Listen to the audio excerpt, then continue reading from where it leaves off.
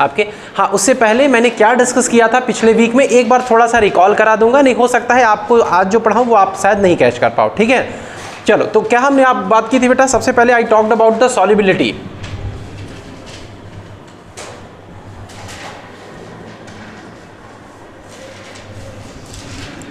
ठीक है।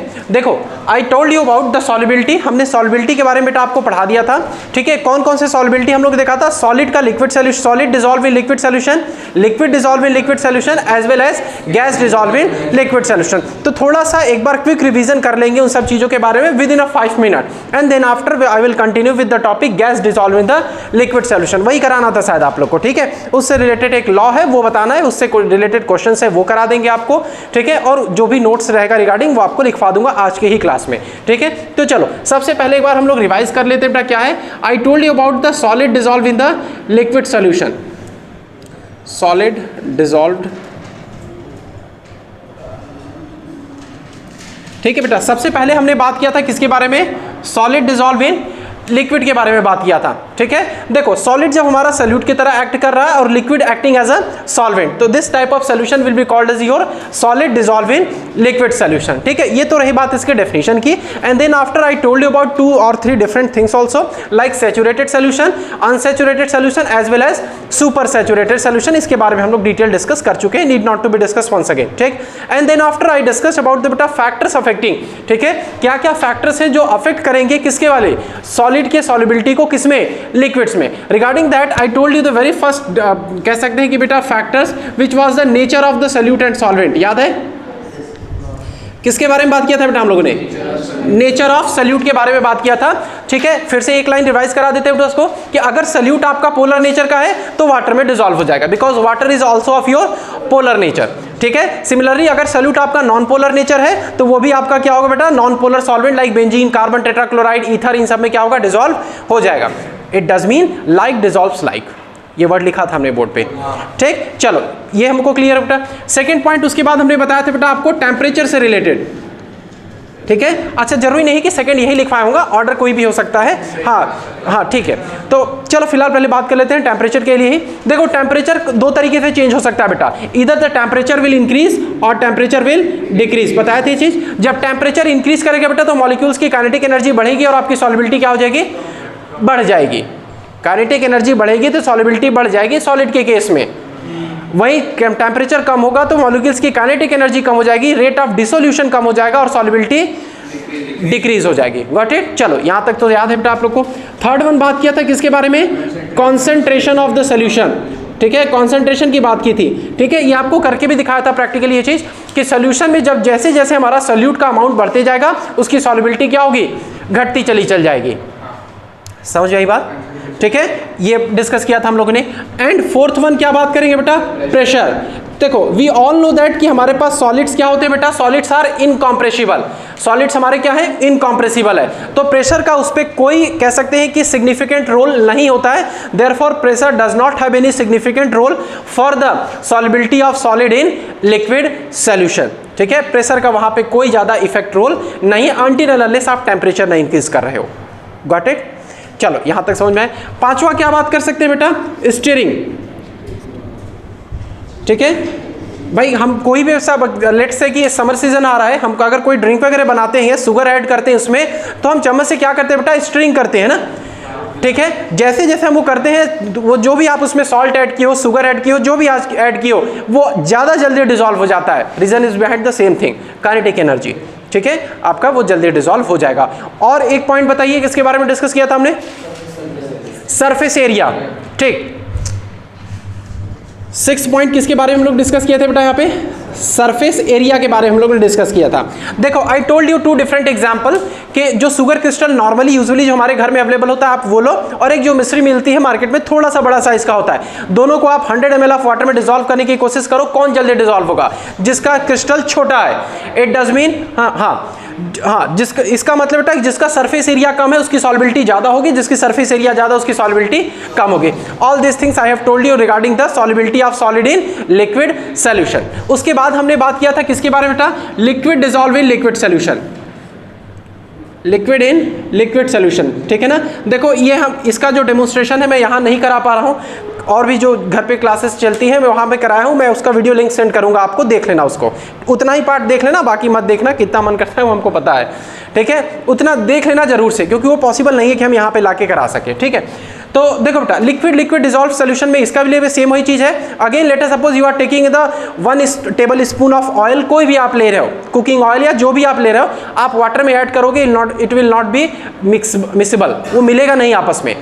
लेकिन अगर आप ऑयल को किसी दूसरे ही, भले ही कोई दूसरा ऑयल ही हो, उसमें मिक्स करोगे, इट विल बी कंप्लीटली मिक्सिबल। इसका मतलब उसमें भी क्या होना चाहिए, सबसे पहला पॉइंट बेटा हम लोग का, सॉल्यूट और सॉल्वेंट दोनों का नेचर क्या होना चाहिए, सेम, ठीक है। एग्जाम्पल क्या बताया था इसमें, याद है आपको, benzene and carbon tetrachloride C6H6 CCl4 बेटा, ये इसमें आसानी से क्या हो जाएगा आपका, डिसॉल्व हो जाएगा। वाइल अगर आप बेंजीन को वाटर में डिसॉल्व करने की कोशिश करोगे, it will not B miscible, ये आपका मिसिबल नहीं होगा। ये लिक्विड लिक्विड सोल्यूशन में मैंने इतना आपको बताया था, ठीक है, लिक्विड में इससे ज्यादा नहीं था। लास्ट वन टॉकिंग अबाउट बेटा गैस डिसॉल्विंग लिक्विड सोल्यूशन, इसी को डिटेल में आज हम लोग को करना है, हालांकि इसके 1-2 पॉइंट्स आपको शायद में पहले से बता रखा हूं, ठीक है। अगेन क्या है ये liquid gas dissolving liquid solution, जितने भी आप एरिएटेड ड्रिंक्स वगैरह यूज करते हो, ठीक है, वो सब इसी का एग्जांपल है, मतलब जिसमें गैस आपका एज अ सॉल्यूट हो और लिक्विड आपका क्या हो, एज अ सॉल्वेंट हो, that type of solution will be called as a gas in liquid solution, ठीक है। अब इसके क्या क्या फैक्टर्स हैं, कौन कौन से फैक्टर्स इसको अफेक्ट करेंगे बेटा, तो इसमें सबसे पहला हमने क्या बताया था,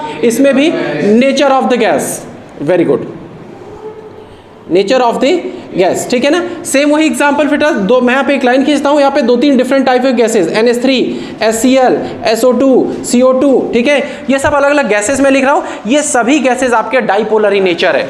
कैसे हैं ये भी देख लो। अगर मैं यहाँ पे नाइट्रोजन लिख रहा हूँ बेटा, ये 3 आपके हाइड्रोजन जो कि इलेक्ट्रोपॉजिटिव और नाइट्रोजन आपका इलेक्ट्रोनेगेटिव, इस पे पार्शियल नेगेटिव चार्ज डेवलप हो जाएगा, और इन सब पे आपका क्या होगा बेटा, पार्शियल पोलैरिटी डेवलप हुआ। वाटर भी हम लोग का क्या है, पोलर इन नेचर, तो यानी ये सभी गैसेस आपके आसानी से वाटर में डिसॉल्व हो जाएंगे। While if I am writing all these gases, ठीक है, ये सभी आपके गैसेस क्या बेटा, नॉन पोलर इन नेचर है, it does mean it will not be readily miscible in water, ये वाटर में मिसिबल नहीं होगा। तो कह सकते हैं कि ये पहला वाला जो पॉइंट है, this point is common in 3 different types, all these 3 different type of solution, ठीक। लास्ट उसके बाद हमने क्या बात किया था बेटा, इफेक्ट ऑफ टेम्परेचर, ठीक है, टेम्परेचर की बात करते हैं बेटा। देखो हमको पता है पहले से already, we know that in gases जो फोर्स ऑफ अट्रैक्शन होता है मॉलिक्यूल्स के बीच में, वो क्या होता है बेटा, काफी कम होता है। अब चूंकि आप टेम्परेचर बढ़ाओगे तो उसके क्या होगा, हो जाएगी एस्केपिंग टेंडेंसी और बढ़ जाएगी। एस्केपिंग टेंडेंसी मतलब समझ रहे हैं, जिस कंटेनर में वो प्रेजेंट है उसको लीव करके छोड़ देगा, ठीक है। एस्केपिंग टेंडेंसी बेटा उसकी ज़्यादा हो जाएगी, तो जो गैस मॉलिक्यूल डिसॉल्व होने की बजाय वो आपका कंटेनर ही छोड़ करके निकल जाएगा। इसका मतलब with the increase in temperature solubility, सब लोग बोलिए, with the increase in temperature solubility decrease करेगा बेटा, ठीक है। इसके बाद जो तीसरा इफेक्ट था, that is the effect of pressure, यही हमने छोड़ के रखा था, यही आज आपको समझाना है, that is effect of pressure. समझ में आई बात, ठीक। तो ये लिखिएगा ऐसा बेटा, यहाँ तक आपको पूरा मैं लिखवा भी चुका हूँ, ठीक है। ये लिखेगा इफेक्ट ऑफ प्रेशर, मैं हेडिंग बोल रहा हूँ, लिखे effect of pressure on the solubility of gas in liquid solution.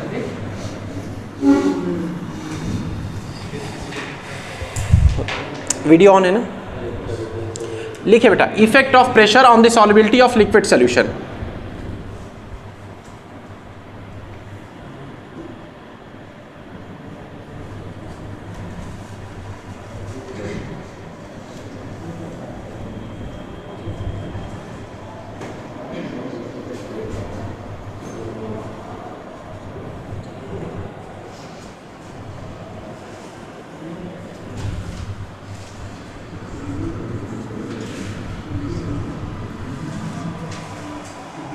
क्या हुआ,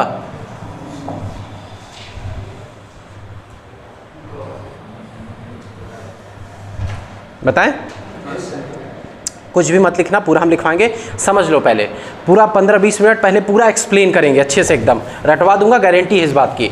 चलो, क्योंकि इससे क्वेश्चंस पूछे जाएंगे, ना ही सिर्फ आपके बोर्ड एग्जाम में, आपके कॉम्पिटेटिव एग्जाम्स में भी इसके क्वेश्चन पूछे जाएंगे। टाइम रहा तो मैं आज ही कराऊंगा वो MCQ क्वेश्चंस, ठीक है। प्रोजेक्टर आज नहीं सेटअप है, वैसे मैनुअली ही करा देंगे आपको, ठीक है। क्या चीज़, हाँ वो तो पिछले साल से भी आ रहे हैं आपके, कम था क्योंकि वैल्यू बेस्ड क्वेश्चंस हटा दिए गए थे आपके, लेकिन फिर इंट्रोड्यूस करेंगे तो होंगे क्वेश्चंस। चलिए तो बात करते हैं बेटा इफेक्ट ऑफ प्रेशर के लिए। तो डायरेक्ट मैं आपको समझा नहीं रहा हूँ, मैं एक पिक्चोरियल रिप्रेजेंटेशन के हेल्प से आपको समझाने की कोशिश कर रहा हूँ, शायद थोड़ा सा इजी पड़ेगा। लेट अस सपोज कि हमारे पास एक गैसियस सोल्यूशन बेटा, ठीक है, ठीक है। अब देखो गैसेस सोल्यूशन है तो इसका मतलब क्या होगा, सॉल्वेंट उसमें लिक्विड प्रेजेंट होगा। देखो मैं दूसरी क्लास ले रहा था, यहाँ नहीं, तो स्टूडेंट थॉट अबाउट दैट, ज़्यादातर बच्चों का ये सोचना था कि when ever I am saying that liquid solution, इसका मतलब वो समझ रहे थे कि सॉल्वेंट वहाँ पे वाटर है। ये तो कहना गलत होगा ना, कोई भी हो सकता है। हाँ, ये अगर मैंने कह दिया कि ये सभी सोल्यूशंस आपके एक्वस सोल्यूशन है, तब वहाँ पे कंपलसरी हो जाएगा कि सॉल्वेंट आपका क्या है, वाटर। लेकिन ऐसे नहीं, ठीक है, कोई भी लिक्विड हो सकता है। तो सपोज करो बेटा यहाँ पे हम लोग के पास क्या प्रेजेंट है, लिक्विड हम लोग के पास ये, ठीक है। अब इस लिक्विड के ऊपर यहाँ पे इस सरफेस में देखो हमारे पास क्या बेटा, ये गैसेस के पार्टिकल है। सपोज करो, लेट अस सपोज ये हमारे पास जो मैंने सर्कल से बना है, ये सभी आपके क्या है, गैसेस के पार्टिकल्स है। थोड़ा सा और ऊपर इसको कर देते हैं, ये गैसेस के पार्टिकल है हमारे, ऑल दीज आर ये गैसेस के पार्टिकल, ठीक है ना। अब देखो ये किस टाइप का सोल्यूशन होगा हम लोग का, solution that is gas dissolve in the liquid solution. हमने इस पे अभी थोड़ा सा प्रेशर अप्लाई किया बेटा, and that is a W amount of, थोड़ा सा हमने प्रेशर यहाँ पे अप्लाई किया हुआ है, ठीक है ना। देखो जब ये सोल्यूशन बन गया है, इसका मतलब जितना यहाँ से गैसियस मॉलिक्यूल्स लीव कर रहा है बेटा इस ऊपर वाले स्पेस के लिए, उतना ही ऊपर के स्पेस से गैसियस मॉलिक्यूल किस में एंटर कर रहा है, सोल्यूशन में। So can I say that यहाँ पे एक इक्विलिब्रियम एस्टैब्लिश हो चुका है। समझ आया बात। चलो अब इसी में थोड़ा सा क्या चेंजेस करते हैं, ये देखो।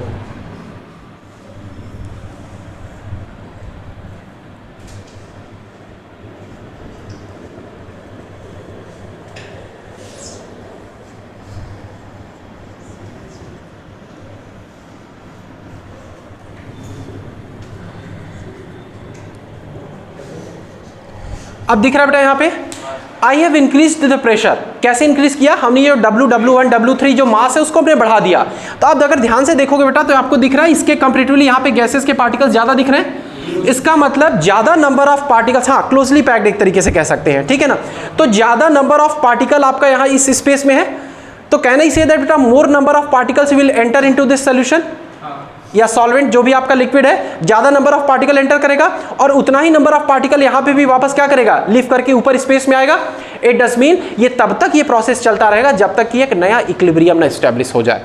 तो यहाँ से हमें ये चीज समझने को मिलता है कि if will increase the pressure, जो मास है यहाँ पे, जो गैस का डिसोल्यूशन है, जो अमाउंट ऑफ गैस डिसॉल्व होगा इस पर्टिकुलर सॉल्वेंट पे, वो भी क्या हो जाएगा आपका, इंक्रीज हो जाएगा with the increase in pressure. इसी बात को स्टडी किया हेनरी सर ने, तो उन्होंने अपना एक नियम दिया, उसको ये हम लोग बोलते हैं Henry's law. That is called as बेटा हेनरीज लॉ, इसी को हम लोग बोलते हैं हेनरी लॉ। अब इसके अकॉर्डिंग है क्या, जो अभी मैंने आपको समझाया वही चीज बताते हैं बेटा। यहाँ पे देखो कुछ एक मास थोड़ा सा कम था, यहाँ पे हमने क्या किया बेटा, मास बढ़ा दिया, ठीक है। या मास बढ़ा रहे हैं तो क्या इवेंचुअली और indirectly can I say that कि यहाँ पे प्रेशर कम था, यहाँ पे प्रेशर क्या है, ज्यादा है। अगर प्रेशर ज्यादा था तो मास ऑफ डिसॉल्व्ड गैस इस लिक्विड में बढ़ा या घटा, बढ़ गया। यानी मास बढ़ रहा है तो, या सॉरी प्रेशर बढ़ रहा है तो डिसॉल्व अमाउंट ऑफ गैस भी क्या हो रहा है, सोल्यूशन में बढ़ रहा है। तो क्या इस चीज को मैं डायरेक्टली प्रोपोर्शनल से इस तरीके से लिख सकता हूं कि that is a mass dissolved in the particular gas is directly proportional to the pressure. देखो बोल सकते हैं, ऐसे लिख सकते हैं कि प्रेशर बढ़ रहा है बेटा, देखो डायरेक्टली प्रोपोर्शनल का ही मीनिंग होता है ना, ठीक है। तो इस चीज को आप इसी तरीके से लिख सकते हो कि जो मास है dissolve in the gases is directly proportional to the pressure applied. जितना ज्यादा आप प्रेशर अप्लाई करोगे वो गैस उतना ज्यादा मास ऑफ गैस आपका लिक्विड में क्या रहेगा, डिसॉल्व होगा। हेनरी लॉ समझ में आया, हेनरी लॉ समझ में आया। इसी टाइम पे लगभग 1802 में शायद अगर मुझे ईयर अच्छे से याद आ रहा है तो 1802 में बेटा डाल्टन नाम के एक साइंटिस्ट थे, ठीक है ना। डाल्टन नाम के एक साइंटिस्ट है, आपने पहले भी नाम सुना होगा।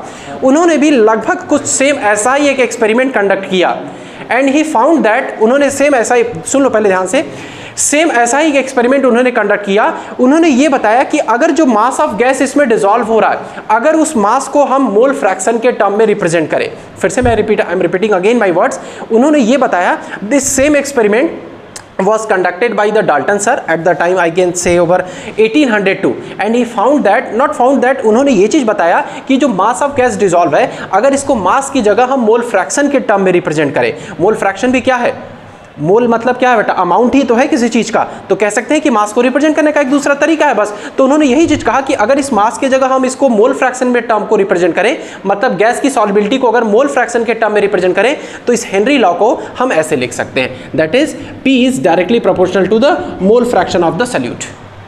ए आपका क्या है यहाँ पे, सॉल्यूट है, मैं पहली क्लास से बता रहा हूँ, ठीक है। बी आपका एज अ सॉल्वेंट है, ठीक। और यहाँ पे ये जो प्रेशर था बेटा, इन्होंने इसको बताया that will be your partial pressure. तो देखो इसको ऐसे मैं यहाँ पे लिख दे रहा हूँ, दैट इज पार्शियल प्रेशर। अभी मैं ये टर्म भी समझाऊंगा आपको कि है क्या ये पार्शियल प्रेशर, आधा से ज़्यादा लोगों को नहीं पता होगा क्या होता है partial pressure. That is partial pressure directly proportional to the mole fraction of the solute. इसका मतलब मैं समझा रहा हूँ अभी पार्शियल प्रेशर क्या है, ठीक है। कल आप उस दिन आपने पूछा भी था। जैसे जैसे बेटा पार्शियल प्रेशर बढ़ेगा, आपका जो मास ऑफ गैस डिजॉल्व होगा लिक्विड में वो भी बढ़ेगा, जिसको कि इन्होंने किससे रिप्रेजेंट किया बेटा, मोल फ्रैक्शन, काइए नॉट एक्स, काइए मोल फ्रैक्शन, ठीक है। अब मैं पार्शियल प्रेशर समझाता हूं आपको क्या है, और वेपर प्रेशर भी समझा देते हैं आपको, क्योंकि बार बार अब ये टर्म आएगा, ठीक है। चलो लेट अस सपोज कि हमारे पास कुछ इस तरीके से बड़ा सा एक बीकर बेटा, इसमें हमने 3 इस तरह सेक्शंस बना दिए, ये मतलब सेपरेट करने के लिए 3 अलग अलग सेक्शन बनाए। इसको नेम दे दो ए सेक्शन, बी और सी, ठीक है। अलग अलग कंपार्टमेंट टाइप का लेट अस सपोज हमने बना दिया बेटा यहाँ पे, ठीक है। इतना करते हैं। अब इसमें मैंने किसी डिफरेंट टाइप ऑफ गैस को भर दिया बेटा, इसमें और ये तीनों में मैंने क्या किया, 3 अलग अलग टाइप के गैसेस को हमने भर दिया। In order that I have filled the gases in such a way that these gases are not, they cannot be miscible to each other, मतलब ये आपस में मिक्स नहीं हो पाएंगे, इसीलिए हमने यहाँ क्या किया है, अलग अलग कंपार्टमेंट्स बना दिया है। लेकिन यहाँ पे ऊपर क्या करेंगे बेटा, इन तीनों का जो अलग अलग प्रेशर होगा, इसको बोलोगे PA, इसको PB, और इसके प्रेशर को आप क्या बोलेंगे बेटा, PC, ठीक है। तो यही जो इनका अलग अलग प्रेशर है बेटा, this will be called as your partial pressure. समझ गए बात को, इसी को हम लोग कहेंगे। तो इस सोल्यूशन में भी तो आपका 2 कंपोनेंट है, एक सॉल्यूट है और क्या है, सॉल्वेंट है। तो इसी वजह से हम लोग क्या यहाँ पे टर्म यूज कर रहे हैं, पार्शियल प्रेशर। अब वेपर प्रेशर क्या होता है ये समझ लो, ये तो ज़्यादा इजी है कि अगर हमारे पास मान लो कोई एक ही गैस होता है यहाँ पे, ठीक, सॉरी कोई एक ही लिक्विड होता है यहाँ पे, तो ऊपर गैसेस के फॉर्म में जो होता है वो गैस क्या करता, सरफेस पे कुछ प्रेशर एक्सर्ट करता, किस फॉर्म में होता, वो वेपर के फॉर्म में होता है, and that would be calling as a vapour pressure. उसको हम लोग क्या बोल रहे होते हैं, वेपर प्रेशर, ठीक है। चलो again I am returning back to my words. मैंने क्या कहा, एट द सेम टाइम जो हेनरी लॉ था उसको डाल्टन सर ने थोड़ा सा अपने वे में एक्सप्रेस करने की कोशिश की, और उन्होंने ये बताया कि अगर जो मास ऑफ गैस डिसॉल्व्ड है उसको मोल फ्रैक्शन के टर्म में रिप्रेजेंट करेंगे तो हमारा इक्वेशन कुछ इस तरीके से हो जाएगा। इक्वेशन क्या है हमारा, that is partial pressure of the gas is directly proportional to the mole fraction. जितना ज़्यादा पार्शियल प्रेशर होगा, मास ऑफ जो मास ऑफ गैस डिसॉल्व होगा आपका लिक्विड में होगा वो उतना ही ज़्यादा होगा। यहाँ पे इसको रिप्रेजेंट करते हैं बेटा इस सिंबल के साथ। जब यहाँ पे प्रोपोर्शनलिटी का साइन हटता है तो देखो आपका इक्वेशन कुछ इस तरीके से बन जाएगा, P is equals to KH काई, जहाँ पे KH है आपका बेटा Henry's law constant, Henry's law constant बोलते हैं इसको। पहले बताओ इतनी बात समझ में आई सभी को, ठीक है। चलो अब इसका देखो, since it is a physical chemistry, not only in the solution chapter as well as in electrochemistry and finally the chemical kinetics, in all these 3 chapters you will be asked to solve the questions based upon the graphical representation. Graphical representation के भी questions आते हैं बेटा आपके exams में, ठीक है। तो चलो देखो ज्यादातर लोग मैथ्स के हैं, तो मैं आप ये इक्वेशन को याद है बेटा आपको, ये equation, do you remember this equation? हाँ 11th में पढ़ा होगा बेटा ये, अब तो याद होगा, y equals to mx plus C, equation of a straight line, ठीक है ना, जहाँ पे c क्या होता है बेटा आपका इंटरसेप्ट होता है y एक्सिस पे। देखो अगर आप इसको कंपेयर करो बेटा इस इक्वेशन से, y equals to mx plus C, अगर इसको कंपेयर करो तो यहाँ पे c की वैल्यू क्या है बेटा आपके पास 0 है, ठीक है। तो चलो अगर इट डज मीन कि अगर हम इसका ग्राफिकल रिप्रेजेंटेशन करना चाहे तो हमें कैसा मिलेगा, स्लोप कितना मिलेगा बेटा आपको, स्लोप कितना मिलेगा KH, और ये लाइन कैसा लाइन होता है, स्ट्रेट लाइन होता है आपका, तो यानी आप रिप्रेजेंट करोगे तो आपको ग्राफ कैसा मिलेगा, कुछ ऐसा मिल रहा होगा आपको, ठीक है। क्या चीज, y इक्वल्स टू mx बेटा ये equation of a straight line है, आप 11th में पढ़े होगे ये चीज, फिजिक्स में पढ़े होगे, केमिस्ट्री में पढ़े होगे, 11th की केमिस्ट्री में पढ़ाया जाता है, ये पहले चैप्टर से पहले पढ़ाया जाता है, मैथमेटिकल टूल्स में ये सब पढ़ाया जाता है, हम तो पढ़ाते हैं। चलिए छोड़ो, ध्यान से इधर देखो, मैं बता दे रहा हूँ, कोई नहीं। इससे अगर कंपेयर करोगे बेटा देखो इक्वेशन को, तो इस लाइन का जो आपको स्लोप मिलेगा वो कितना मिलेगा आपको, लाइन का स्लोप क्या मिल रहा होगा बेटा आपको KH। एक्स एक्सिस पे आपको क्या मिलेगा यहाँ पे, मोल फ्रैक्शन। देखो कंपेयर करो बेटा, एक्स एक्सिस पे क्या मिलेगा, वाई एक्सिस पे क्या मिलेगा आपको? Partial pressure. याद रखना ऐसे 4 ऑप्शंस मिलेंगे आपको एग्जाम में, ये कभी यहां लिख देगा, ये यहां लिख देगा, गलत करके आ जाओगे। समझ में आया? इसका ग्राफिकल रिप्रेजेंटेशन समझ आया? अब उसके बाद देखो, अभी आपको मैं बुक जब ओपन करने को कहूँगा तो देख लेना, उसमें आपके बुक में बेटा देखो एक टेबल बनाया गया है, अलग अलग गैसेस के लिए अलग अलग टेम्परेचर पे KH की वैल्यू लिखी गई है। ठीक है, अभी मैं आपको ओरली ऐसे बता रहा हूँ। लेट अस सपोज 2 गैसेज लिखे बेटा आपके पास, N2 N2 2 गैसेज लिखे। एक बार आपको KH वैल्यू बताया जा रहा है किस पे बेटा? 293 केल्विन पे। एक बार लेट अस सपोज करो वैल्यू आपको कितने टेम्परेचर बताया जा रहा है? 303 केल्विन टेम्परेचर पे। You will find out that कि यहाँ पे जो KH की वैल्यू होगी थोड़ी सी कम होगी बेटा, बट यहाँ पे जो KH की वैल्यू होगी वहाँ यहाँ क्या होगा? थोड़ा सा ज़्यादा होगा। इट डज मीन क्या मैं यहाँ पे ये कह सकता हूँ कि value of KH increases with the increase in temperature? समझ में आई बात? कि KH की वैल्यू आपकी क्या करेगी बेटा? इंक्रीज करेगी जैसे जैसे टेम्परेचर इंक्रीज करेगा। सबसे पहली बात हमको यहाँ से ये समझ में आ गई। चलो थोड़ा सा हम वापस आते हैं अपनी इक्वेशन पे बैक। यहाँ पे ये चीज़, ये इक्वेशन देखो ध्यान से, ठीक है? या इसी को इक्वेशन को आप देखो इस तरीके से, या चलो यहीं से मैं इस तरह लिखता हूँ। क्या हमें देखो ये लिख सकते हैं बेटा? KH is equals to P upon chi ए लिख सकते हैं, देखो।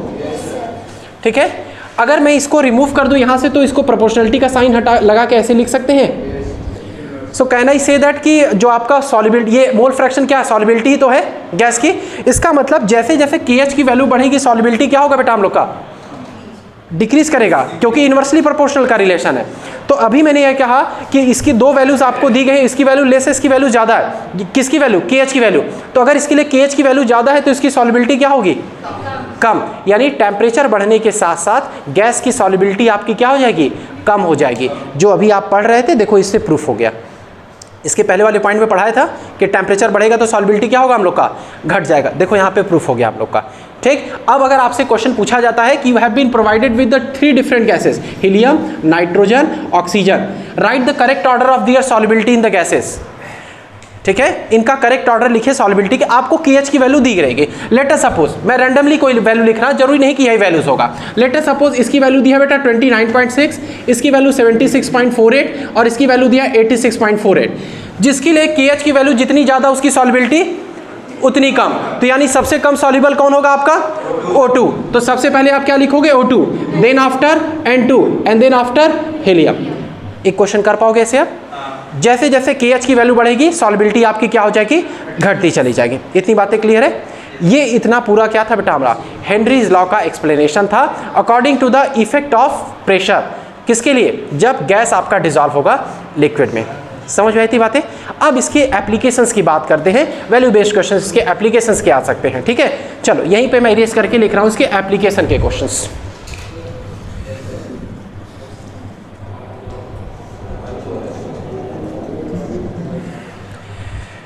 Application base. ठीक है, देखो एप्लीकेशन में ये समझते हैं बेटा, एकदम बेसिक से चलते हैं कि आप देखे होंगे कि जितने भी आपके पास ये बेटा कोल्ड ड्रिंक्स वगैरह होते हैं that used to be filled with the high pressure. ठीक है, जब मार्केट से आप खरीद के लेके आओ, ठीक है ना, जब आप उसका कैप ओपन ना करो उसके पहले आप देखो उसको कंप्रेस नहीं कर सकते। ठीक है, कितना प्रेशर लगाओ आप कंप्रेस नहीं कर पाओगे। What does it mean? इसका मतलब कि वो हाई प्रेशर पे सील्ड किया गया, पैक किया गया। ऐसा क्यों? क्योंकि अभी हमने पढ़ा है कि जैसे जैसे हम प्रेशर बढ़ाएंगे बेटा mass of solubility, mass of gas dissolved उसमें क्या होगा? ज़्यादा होगा। तो इसका मतलब जितना ज़्यादा उसमें प्रेशर होगा, जो उसमें CO2 गैस उसके ऊपर प्रेजेंट है या जो भी गैसेस प्रेजेंट है, उसकी सॉल्युबिलिटी कोल्ड ड्रिंक में क्या होगा? ज़्यादा होगा। पहला एप्लीकेशन ये, समझ में आई बात? ठीक है, वो दूसरा केस है बेटा। पहला कॉन्सेप्ट, पहला एप्लीकेशन समझ में आया। दूसरा एप्लीकेशन समझते हैं बेटा इसको। देखो जितने लोग ऊपर पहाड़ वगैरह पे चढ़ने जाते हैं, they used to carry the oxygen cylinder with them. ऐसा क्यों? कि जैसे जैसे हम ऊपर की तरफ बढ़ते हैं बेटा प्रेशर डिक्रीज होता है। जब प्रेशर डिक्रीज करेगा तो मास ऑफ गैस डिसॉल्व उनके ब्लड स्ट्रीम में क्या होगा? कम होगा। और हम सबको पता है बेटा सेलुलर एक्टिविटीज के लिए क्या चाहिए? हमें ऑक्सीजन चाहिए। जब प्रेशर कम है, ऑक्सीजन कम डिसॉल्व हो पा रहा है तो उनको दिक्कत होने लगेगी, इस वजह से वो सिलेंडर्स लेकर जाते हैं। दूसरा एप्लीकेशन ये रहा। ठीक, तीसरा एप्लीकेशन ये सपोज के रखो बेटा, कहा जाता है आप सभी सुने होंगे कि अगर पानी गर्म होगा, ठीक है, जो सी लेवल का टेम्परेचर अगर हम लोग का बढ़ेगा तो एक्वेटिक लाइफ एंडेंजर स्पीसीज की तरफ बढ़े, मतलब खत्म हो जाएंगी आपकी। ऐसा क्यों? क्योंकि अभी आपने देखा बेटा कि जैसे जैसे टेम्परेचर बढ़ेगा सॉल्युबिलिटी क्या होगा? घटेगा। तो अगर समुद्र का पानी, नदियों की पानी गर्म हो गई तो सॉल्युबिलिटी उसमें ऑक्सीजन का क्या हो जाएगा? कम हो जाएगा। सॉल्युबिलिटी ऑक्सीजन की कम हो जाएगी तो जो एक्वेटिक लाइफ है क्या वो सांस ले पाएंगे? उनको तो they can not sustain their life. तीसरा एप्लीकेशन ये रहा।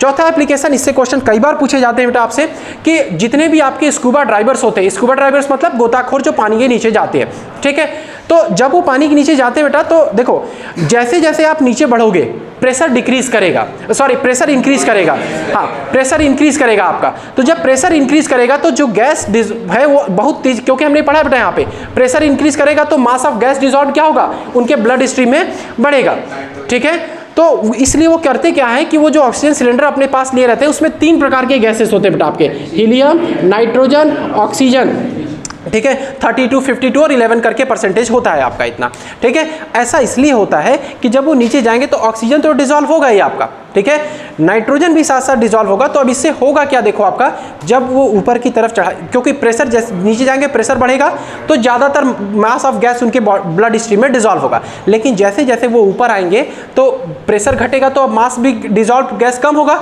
तो बबल्स के फॉर्म में वो बाहर निकलेगा। लेकिन कुछ गैसेज आपके बबल्स के फॉर्म में बाहर नहीं निकल पाएंगे, तो उनके कैपिलरीज में वो फंस जाएगा, जिससे कि काफ़ी पेन होता है और कभी कभी सडन डेथ भी हो सकती है। इस चीज़ को बचाने के लिए वो इस तरीके से डाइल्यूटेड गैस को लेकर जाते हैं जिनकी की सॉल्युबिलिटी कम होती है, और जिसकी वजह से उनके कह सकते हैं कि पेनफुल इफेक्ट कम होता है, और इस इफेक्ट को बोलते हैं बेटा बेंड्स, ठीक है ना, शायद भाई वाले जानते होंगे इसको, बेंड्स बोलते हैं हम लोग, समझ में आई। चलो, सो टॉकिंग अबाउट बेटा थर्ड वन थिंग हम लोग कि जो लोग पहाड़ वगैरह पे रहते हैं, लिसन, जो लोग पहाड़ वगैरह पे रहते हैं तो हाई एल्टीट्यूड्स पे क्या होता है बेटा, ऑक्सीजन का कॉन्सेंट्रेशन कम होता है। क्यों कम होता है, क्योंकि प्रेशर कम है, तो प्रेशर कम है तो ऑक्सीजन का क्या बेटा कॉन्सेंट्रेशन वहाँ पे कम है। तो जो लोग वहाँ पहाड़ पे ऊंचाइयों पे रह रहे हैं उनके ब्लड स्ट्रीम में ऑक्सीजन की लेवल कम हो जाता है, कह सकते हैं। तो they are suffering with the problem called as breathing problem, और उसको बायो के लैंग्वेज हम लोग कहते हैं बेटा एनोक्सिया, ठीक है।